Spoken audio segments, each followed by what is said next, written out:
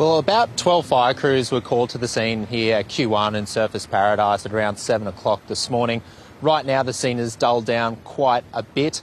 Earlier we had about a dozen or so people just to the right of me here being treated for smoke inhalation, but it has calmed down. Basically the situation was that a fire had broken out in an industrial bin at the base of the building, and the smoke then spread up through the rubbish chutes, effectively flooding the corridors of this 78th floor building.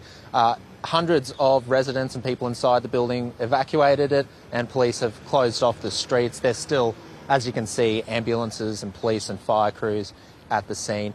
But the residents, for the ones we spoke to, it was a pretty startling start to their Monday morning.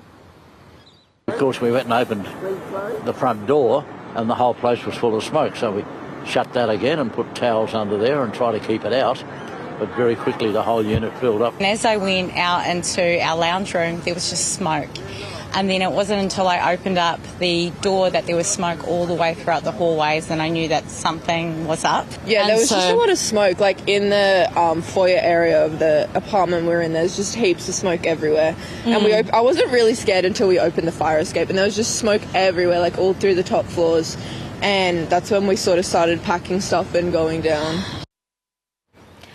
So how serious have any potential injuries been, Dominic?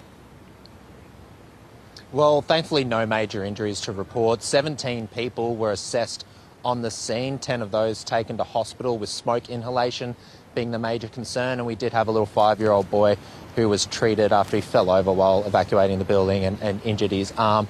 Firefighters are still investigating the cause of the fire. It's not clear at this stage what caused it, but they said it was relatively small scale.